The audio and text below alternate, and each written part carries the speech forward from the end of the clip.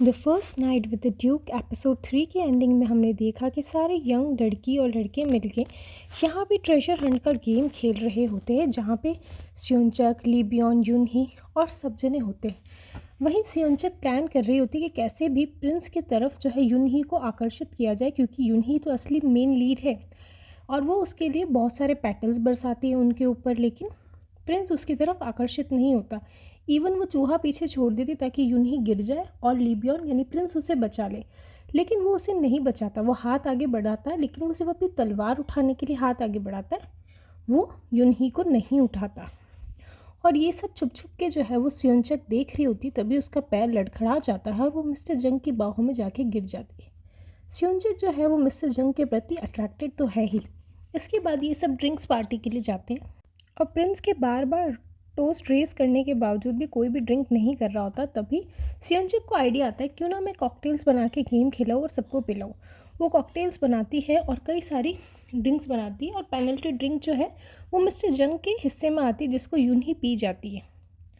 इसके बाद वो बॉम्ब शॉट बनाने लगती है और बॉम्ब शॉट बनाते बनाते जो है वो आग लग जाती है और वहाँ पे इतना सारा अल्कोहल होता है कि आग जो है वो अचानक से फैल जाती है।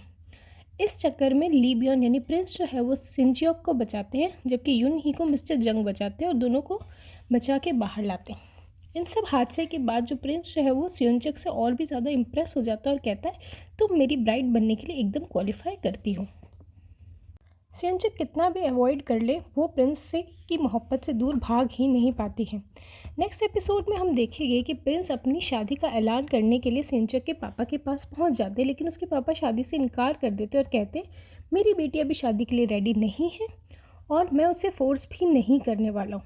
इवन स्योनचक के भाई भी प्रिंस से लड़ने को तैयार होते कि हम हमारी बहन के लिए प्रिंस से भी लड़ जाएंगे। वहीं जो प्रिंस की मम्मी होती है वो बोलती है कि मैं अपने बेटे के लिए जो है वाइफ ढूंढूंगी, वो भी सिलेक्शन प्रोसेस के थ्रू। जो सिलेक्शन में एग्ज़ाम पे पास होएगी मैं उसी को अपनी बहू बनाऊंगी। वहीं कुछ गुंडे जो है वो स्योनचक पे नेक्स्ट एपिसोड में अटैक कर देते हैं और इसके बारे में ली बियॉन को पता चलता है, यानी प्रिंस को पता चलता है, तो वो फटाफट से उसको बचाने के लिए पहुंच जाता है और इसी बहाने जो है वो थोड़ा थोड़ा दोनों करीब आने लगते हैं finally. Thank you for watching.